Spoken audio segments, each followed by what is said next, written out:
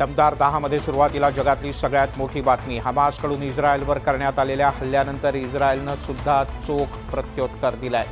गाझामधील पॅलेस्टाईनी आरोग्य मंत्रालयानं दिलेल्या माहितीनुसार 198 जण मृत्युमुखी पडलेत तर 1,500 पेक्षा अधिक लोक जखमी झालेत. त्यामुळे जग पुन्हा एकदा युद्धाच्या खाईत लोटलं गेलंय. गाझा पट्टीतून इस्रायलच्या 3 शहरांवर हल्ला करण्यात आलाय. पॅलेस्टाईनी संघटना हमासनं या हल्ल्यांची जबाबदारी स्वीकारली आहे. इस्रायलसह अश्कलोन आणि तेल अवीव या 2 शहरांवर 5,000 क्षेपणास्त्र डागण्यात आली. ही रॉकेट निवासी भागात पडल्याची माहिती समोर येते. गाझामधून इस्रायलच्या अनेक निवासी भागांना लक्ष्य करण्यात आलं. हमासनं खास करून दक्षिण आणि मध्य इस्रायलवर निशाणा साधला. दक्षिण परिसरातल्या सैन्याच्या कॅम्पवर हल्ला चढवण्यात आला. एवढंच नाही तर हमासनं इस्रायलच्या सैनिकांना ओलीसही धरलंय. अचानक झालेल्या हल्ल्यानंतर इस्रायलनं युद्धाची घोषणा केली. तसंच आपल्या नागरिकांना घराबाहेर न पडण्याच्या सूचना केल्या आहेत. युद्धाची घोषणा होताच अमेरिकेनं इस्रायलला पाठिंबा दिलाय. पॅलेस्टाईनचा दहशतवादी गट असलेल्या हमास आणि इस्लामिक जिहादी संघटना तसंच इस्रायल यांच्यातला संघर्ष फार जुना आहे. इस्रायल आणि हमासमध्ये गेल्या 15 वर्षात 4 युद्ध झालेत आणि अनेक किरकोळ चकमकी सुद्धा. हमास आणि इस्रायल यांच्यात अलीकडच्या काळात सगळ्यात भीषण लढाई मे 2021 मध्ये झाली होती. आशियाई क्रीडा स्पर्धेत भारतीय खेळाडूंनी इतिहास घडवला. भारतीय खेळाडूंनी यंदा आशियाई खेळांमध्ये 100 नंबरी कामगिरी केली आणि 14व्या म्हणजे शेवटच्या दिवशी भारतानं 107 पदकांसह तालिकेत 4थं स्थान पटकावलं. 14व्या दिवसाच्या सुरुवातीला तिरंदाजी या प्रकारात भारताला 4 पदकं मिळाली. यात 2 सुवर्ण आणि 1 रौप्य तसंच 1 कांस्य पदकाचा समावेश आहे. नागपूरच्या ओजस देवतळेनं आशियाई क्रीडा स्पर्धेत सुवर्ण पदक जिंकलं आणि नागपूरच्या शिरपेचात मानाचा तुरा खोवला. बॅडमिंटन पुरुष दुहेरीत सात्विक आणि चिराग या जोडीनं भारतासाठी सुवर्ण पदकाची कमाई केली. महिला कबड्डी संघानं अंतिम फेरीत चायनीज तैपईचा 26-25 असा पराभव केला आणि सुवर्ण पदकावर नाव कोरलं. या स्पर्धेतलं भारताचं हे 100वे पदक ठरलं. तर पुरुष कबड्डी संघानं सुद्धा इराणचा 33-29 असा पराभव केला आणि सुवर्ण पदकाला गवसणी घातली. भारतीय पुरुष क्रिकेट संघानं सुद्धा आशियाई क्रीडा स्पर्धेत सोनेरी कामगिरी केली. अफगाणिस्तानच्या विरोधात अंतिम सामना पावसामुळे रद्द झाला. यामुळे गुणतालिकेतल्या स्थानामुळे भारताच्या खात्यात आणखीन एका सुवर्ण पदकाची भर पडली. भारताच्या पुरुष आणि महिला बुद्धिबळ संघानं आशियाई खेळात प्रत्येकी 1 रौप्य पदक पटकावलं. यासोबतच भारताची आशियाई क्रीडा स्पर्धेतली मोहीम 107 पदकांसह फत्ते झाली आहे. क्रिकेटच्या कुंभमेळ्याला भारतात सुरुवात झाली. आतापर्यंत विश्वचषक क्रिकेट स्पर्धेत 4 सामने खेळवण्यात आलेत. मात्र आता उद्यापासून भारतीय क्रिकेट संघाचं मिशन विश्वचषक खऱ्या अर्थानं सुरू होत आहे. रविवारी भारत आणि ऑस्ट्रेलिया यांच्यात महामुकाबला रंगणार आहे. चेन्नईच्या चेपॉक मैदानावर दोन्ही संघ आमनेसामने येतील. आशिया चषक जिंकल्यानंतर ऑस्ट्रेलिया विरुद्धची एकदिवसीय मालिका जिंकल्यानं रोहित सेनेचा आत्मविश्वास दुणावलाय. मात्र विश्वचषकाच्या सलामीच्या सामन्याआधी शुभमन गिलचं आजारी पडणं भारतीय संघाच्या व्यवस्थापनासाठी अडचणीचं ठरतंय. सध्या शुभमन गिल जबरदस्त फॉर्मात आहे. मात्र डेंग्यूची लागण झाल्यानं शुभमन पहिल्या सामन्यात खेळेल की नाही याबद्दल शंका आहे. त्याच्या जागी ईशान किशनला संधी मिळू शकते. Gill is not feeling well. We are monitoring him on a daily basis. So we're going to give him every chance to recover and see how he feels. ईशानला संधी मिळणार असली तरी सलामीला ईशान खेळणार की रोहितसह राहुल भारतीय डावाची सुरुवात करणार हे पाहावं लागेल. 3 पक्षांच्या महायुती सरकारमध्ये मुख्यमंत्री पदावरून जोरदार रस्सीखेच सुरू असल्याचं पाहायला मिळत आहे. भाजप आणि राष्ट्रवादी काँग्रेसच्या अजित पवार गटाकडून दावे आणि प्रतिदावे केले जात आहेत. तर उपमुख्यमंत्री देवेंद्र फडणवीस यांच्या स्पष्टीकरणानंतर सुद्धा दाव्यांचं सत्र थांबता थांबत नाहीये.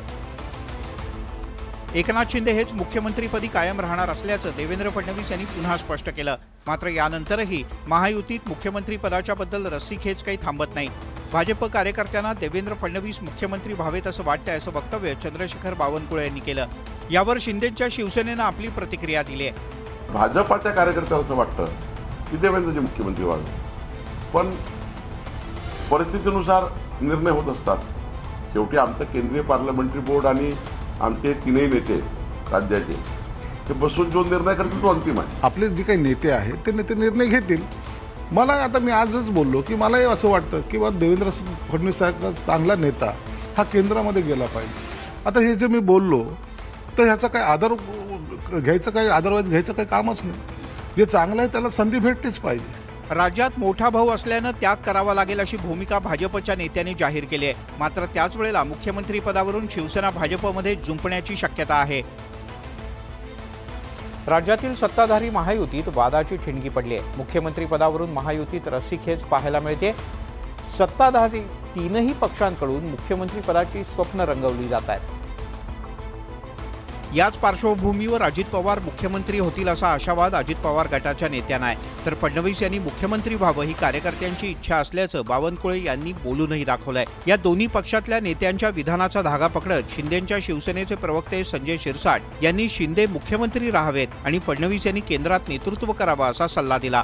उपमुख्यमंत्री फडणवीस यांनी यावर मोजक्या शब्दात प्रतिक्रिया दिली असली तरी शिरसाट यांच्या या वक्तव्यानं भाजप नाराज असल्याची चर्चा आहे। भाजपच्या नेत्यांनी जाहीरपणे शिरसाट यांना सल्ला दिलाय। मलाही असं वाटतं की देवेंद्र फडणवीस सारखा चांगला नेता हा केंद्रामध्ये गेला पाहिजे। जे चांगलं आहे त्याला संधी भेटलीच पाहिजे। ठीक आहे, त्यांच्या शुभेच्छा मला मान्य आहे। त्याने आपल्या क्षमतेत बोलावं, मी अवकातीत बोलत नाही, कारण ते आमच्या सहयोगी पक्षाचे आमदार आहेत। भाजपच्या नाराजीनंतर संजय शिरसाट यांना समज दिली जाणार असल्याचं बोललं जातं। महायुतीच्या समन्वय समितीच्या बैठकीत संजय शिरसाट यांना याबद्दल समज दिली जाण्याची शक्यता आहे। अजित पवार यांच्यासोबत असलेल्या आमदारांना सुद्धा अजित पवार मुख्यमंत्री व्हावेत असं वाटतंय। अजित पवार यांना मुख्यमंत्री करण्यासाठी कार्यकर्त्यांनी जोमानं कामाला लागलं पाहिजे असा आदेश नाशिकच्या सभेतून कार्यकर्त्यांना देण्यात आलाय। नाशिकच्या दौऱ्यावर असलेले उपमुख्यमंत्री अजित पवार यांनी आज सप्तशृंगी गडावर जाऊन सप्तशृंगी देवीचं दर्शन घेतलं। यावेळेला लोकांनी देवीकडे काय मागणं मागितलं याचा उल्लेख नरहरी झिरवळ यांनी आपल्या भाषणादरम्यान केला। तर अजितदादांना मुख्यमंत्री करण्यासाठी झटून काम करावं लागेल असं छगन भुजबळ म्हणाले। आपण सुद्धा सगळ्यांनी साकडं घाल, दादा मुख्यमंत्री झालेच पाहिजे, निवळ साकडं घालून चालणार नाही, तर आपल्याला तेवढं झटावं लागेल, लोकांपर्यंत जावं लागेल। आज असलेला 45चा आकडा जो आहे हा 80-90 वर नेऊन ठेवला पाहिजे आमदाराचा। त्यावेळेला दादा मुख्यमंत्री होतील, त्यावेळेस त्याच्यासाठी तुम्हाला आम्हाला झटावं लागेल, काम करावं लागेल। अजित पवार हे मुख्यमंत्री व्हावेत ही त्यांच्या कार्यकर्त्यांची आणि नेत्यांची इच्छा आहे, तर फडणवीस हे मुख्यमंत्री व्हावेत ही भाजपच्या कार्यकर्त्यांच्या मनातली भावना बावनकुळे यांनी सुद्धा बोलून दाखवली। एकूणच महाराष्ट्रात मुख्यमंत्री पदावरून रस्सीखेच जोरात सुरू आहे असेच संकेत मिळतात। राष्ट्रवादी कुणाची यावर केंद्रीय निवडणूक आयोगात सुनावणी सुरू झाली। यावेळेला अजित पवार गटानं युक्तिवाद केला।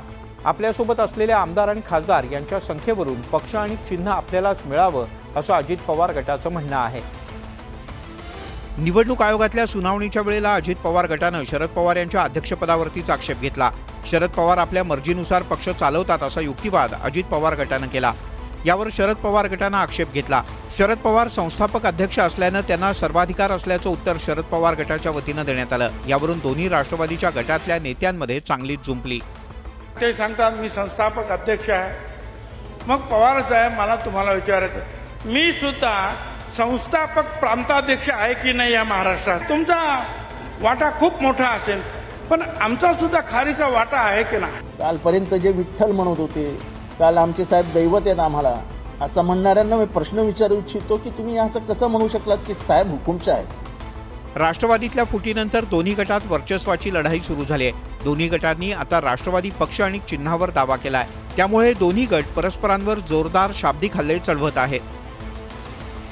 राष्ट्रवादी काँग्रेसमधल्या फुटीनंतर अजित पवार गटासोबत 41 आमदार आहेत। त्यांची नावं माध्यमांमध्ये आणि सोशल मीडियात सुद्धा झळकली।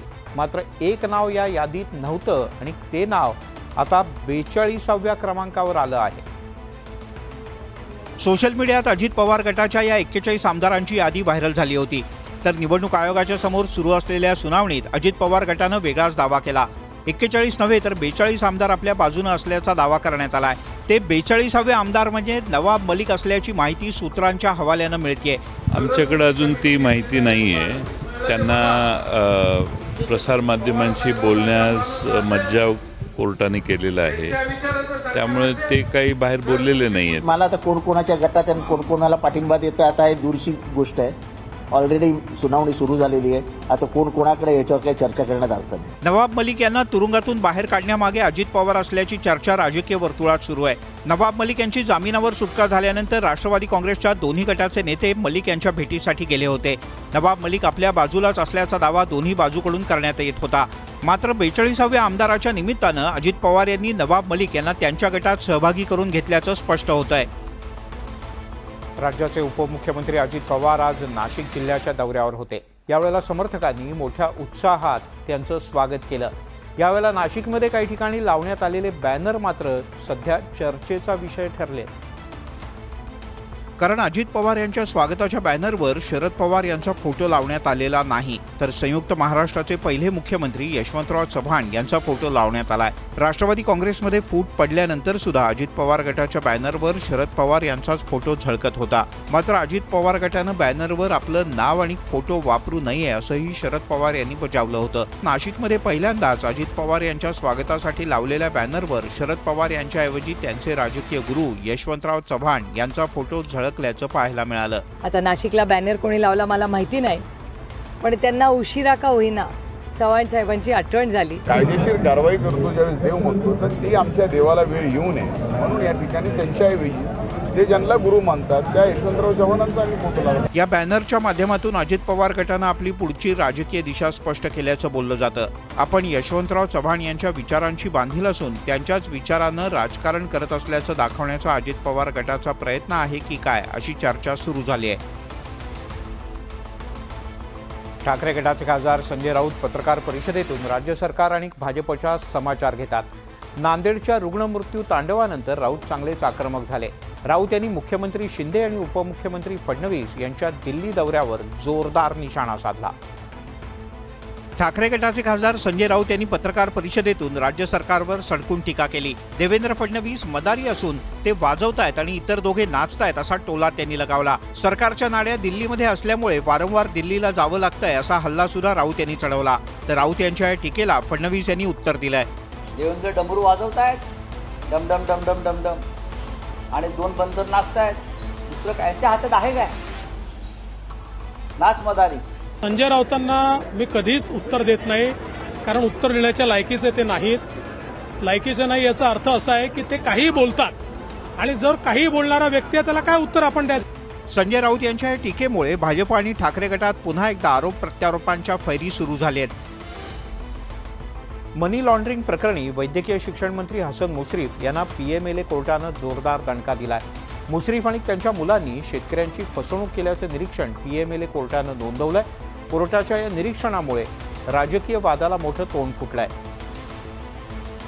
कोल्हापुरातील सरसेनापती संताजी घोरपडे साखर कारखाना मनी लॉन्ड्रिंग प्रकरणी पीएमएलए कोर्टानं महेश गुरव याचा जामीन फेटाळलाय।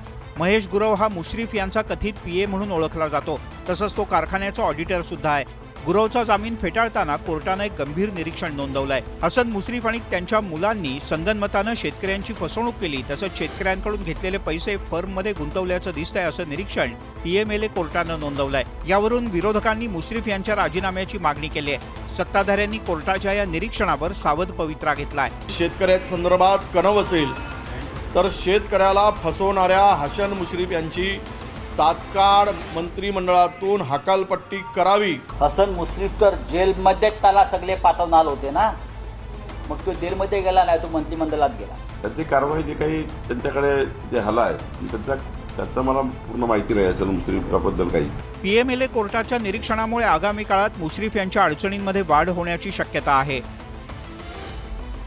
अजित पवार यांनी मोठ्या हट्टानं पुण्याचं पालकमंत्रीपद पदरात पाडून घेतलं। मात्र भाजपच्या नेत्यांनी चंद्रकांत पाटील हे आजही सहपालकमंत्री असल्याचं जाहीर करत जिल्हा नियोजनातलं आपलं वर्चस्व कायम ठेवण्याचा प्रयत्न केला। परिणामी पुण्याच्या राजकारणात दादा विरुद्ध दादा असा संघर्ष सुरूच राहणार असं दिसतंय। पालकमंत्री खांदेपालटाची घोषणा झाल्यावर सुद्धा चंद्रकांत पाटील यांनी वार्षिक आढावा बैठक घेतलीच। चंद्रकांत दादांचं पालकमंत्रीपद जाताच त्यांच्यात पक्षातल्या कोथरूडमधल्या काही मंडळींनी त्यांना परत पाठवण्याची कुजबूज मोहीम सुरू केली आहे। परिणामी शहराध्यक्ष धीरज घाटे मैदानात उतरले। पुण्याच्या विकासाच्या संदर्भात जेव्हा जेव्हा निर्णय होतील त्या निर्णय प्रक्रियेमध्ये दादा हे निश्चित असतील। अन्य जे मंत्री असतात पालकमंत्र्यांच्या सोबत हे सहपालकमंत्री असतात, असं घटनेमध्ये नियम आहे। भाजपच्या या सहपालकमंत्रीपदाच्या भूमिकेवर अजितदादा गटानं तुर्तास मौन बाळगणं पसंत केलंय। मात्र शरद पवार गटाच्या अंकुश काकडे यांनी सहपालकमंत्रीपदाला काहीही अर्थ नसल्याचं सांगून भाजपची हवाच काढली। सहपालकमंत्रीपद असू शकत नाही, फार तर पक्षाच्या दृष्टिकोनाने संपर्क मंत्री म्हणून भारतीय जनता पक्षाच्या कार्यकर्त्यांना समाधान वाटावं। अजित पवार गटाची कार्यपद्धती पाहता पुणे भाजप आणि राष्ट्रवादीची नवी राजकीय सोयरीक पुढे कशी वळण घेते हे पाहणं अतिशय रंजक असेल। तिकडे पुण्याच्या आंबेगावात एक थरारक घटना घडली। या घटनेत एका तरुणाचा काही नागरिकांच्या सतर्कतेमुळे प्राण वाचलाय। हा सगळा प्रकार कॅमेऱ्यात कैद झालाय। पुण्याच्या आंबेगाव बुद्रुक परिसरात एका इमारतीच्या 4थ्या मजल्यावरच्या गच्चीवरून एक तरुण उभा असल्याचं पाहायला मिळालं. खाली असणाऱ्या नागरिकांनी त्याला खालती उतरा म्हणून वारंवार आग्रह केला, मात्र तरुण कोणाचंही ऐकण्याच्या मनस्थितीत नव्हता. तब्बल 1.5 तास हा थरार सुरू होता. दरम्यान काही नागरिकांनी जाळी सुद्धा आणली. या तरुणानं इमारतीवरून उडी मारल्यानंतर बचाव पथकानं त्याला अलगदपणे झेललं. त्यामुळे या तरुणाला जीवदान मिळालं. या तरुणाचा जीव वाचवणाऱ्या बचाव पथकावर कौतुकाचा वर्षाव होतोय. या तरुणानं आत्महत्येचा प्रयत्न का केला याची माहिती मिळू शकली नाही. तिकडे मालेगावात सिनेमागृहात हुल्लडबाजी पाहायला मिळाली. या दरम्यान काही हुल्लडबाजांनी चक्क सिनेमागृहातच फटाके फोडले. या प्रकारामुळे एखादी दुर्घटना घडल्यास जबाबदार कोण असा प्रश्न उपस्थित केला जातोय. शाहरुख खानच्या जवान सिनेमाला प्रेक्षकांचा मोठा प्रतिसाद मिळतोय. मालेगावच्या कमलदीप सिनेमागृहात रात्री 9 ते 12च्या शोच्या दरम्यान हुल्लडबाजांनी फटाके फोडले. अचानक घडलेल्या घटनेमुळे प्रेक्षकांमध्ये काही प्रमाणात गोंधळ उडाला. सार्वजनिक ठिकाणी आणि सिनेमागृहात ज्वलनशील पदार्थ तसंच फटाक्यासारख्या पदार्थांना पूर्णतः बंदी आहे. सिनेमागृहात फटाके फोडण्यात आल्यानं एकच गडबड झाली. हुल्लडबाजांचा व्हिडिओ सोशल मीडियात व्हायरल झाला असून फटाके वाजवताना सिनेमागृहाला आग लागून मोठी दुर्घटना होऊ शकते याचं देखील भान या हुल्लडबाजांना राहिलं नाही ही चिंतेची बाब आहे. या अगोदर देखील मालेगावच्या सिनेमागृहात असेच फटाके फोडण्याचे प्रकार घडलेत. या ठिकाणी दुर्घटना घडल्यास जबाबदार कोण असा प्रश्नही या निमित्तानं विचारला जातोय. कांदा आणि टोमॅटोचे दर सध्या चांगलेच घसरले. टोमॅटोला तर कवडीमोल भाव मिळतोय, त्यामुळे बळीराजा संतापलाय. अजित पवार यांच्या वाहनांचा ताफा जात असताना शेतकऱ्यांनी रस्त्यावर टोमॅटो आणि कांदे फेकले आणि दर घसरणीबद्दल संताप व्यक्त केला. टोमॅटो आणि कांद्याला योग्य भाव मिळत नसल्यानं नाशिकमधले शेतकरी आक्रमक झाले आहेत. राज्याचे उपमुख्यमंत्री अजित पवार आज नाशिकच्या दौऱ्यावर असताना शेतकऱ्यांनी रस्त्यावर कांदे आणि टोमॅटो फेकत घसरणाऱ्या दरांच्या बद्दल निषेध व्यक्त केला. तर अजित पवार कळवणकडे जात असताना शेतकऱ्यांनी त्यांचा ताफा अडवण्याचा प्रयत्न केला. या प्रकरणी पोलिसांनी काही शेतकऱ्यांना ताब्यात घेतलंय. दरम्यान टोमॅटो रस्त्यावर फेकून प्रश्न सुटणार नसल्याचं सांगत सरकार शेतकऱ्यांच्या सोबत असल्याचं अजित पवार यांनी नमूद केलं.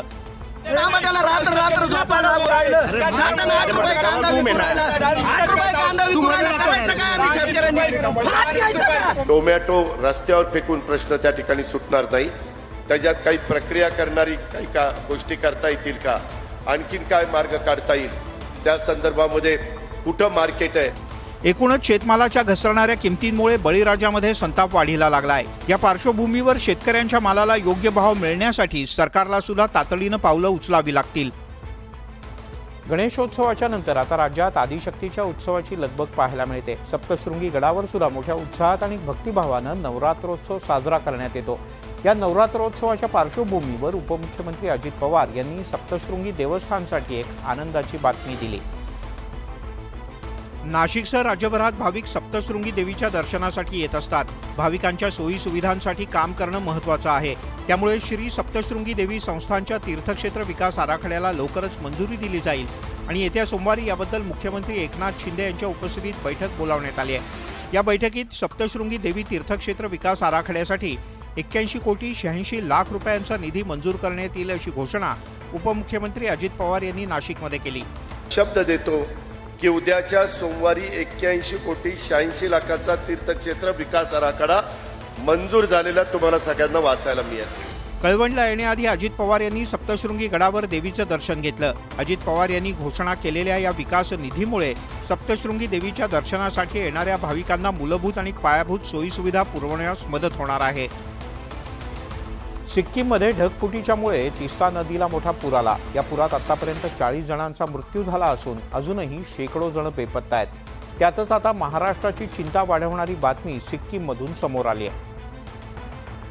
छत्रपती संभाजीनगर जिल्ह्यातील सिल्लोड शहरात जैन आणि सहारा कुटुंबीय पर्यटनासाठी सिक्कीमला पोहोचले होते.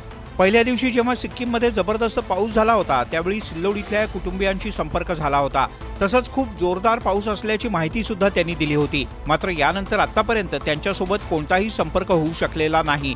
सिक्कीम इथे हॉटेल यशस्वी लाचुंगमध्ये हे पर्यटक थांबल्याची माहिती आहे. राज्य आणि केंद्र सरकारनं या 8 पर्यटकांच्या सुटकेसाठी प्रयत्न करावेत अशी मागणी या पर्यटकांच्या नातेवाईकांनी केली आहे. 3 दिवस अगोदर त्यांचा फोन आला होता, नंतर की त्यांच्याशी कॉन्टॅक्ट झालेला नाही. तिकडे ढगफुटी झालेली आहे की त्यांच्याशी काही कॉन्टॅक्ट कुणी आला. पुरेपूर प्रयत्न करून त्यांना हेलिकॉप्टरच्या सहाय्याने किंवा जे काही कार्य करता येईल त्यांना लवकरात लवकर तिथून काढण्यात यावं आणि ते लवकरात आमच्या घरी यावे सुखरूप, हीच आमची विनंती सरकारला. या घटनेची माहिती मिळताच मंत्री अब्दुल सत्तार यांनी सिक्कीमच्या आपत्ती व्यवस्थापन आयुक्तांना पत्र पाठवलंय. तसंच तिथे अडकलेल्या सिल्लोडच्या 8 पर्यटकांना मदत करण्याची विनंती सत्तार यांनी केली आहे. यासोबतच दमदार 10 मध्ये इथेच थांबूया. ताज्या बातम्यांचा ओघ न्यूज 18 लोकमतवर सुरूच राहील.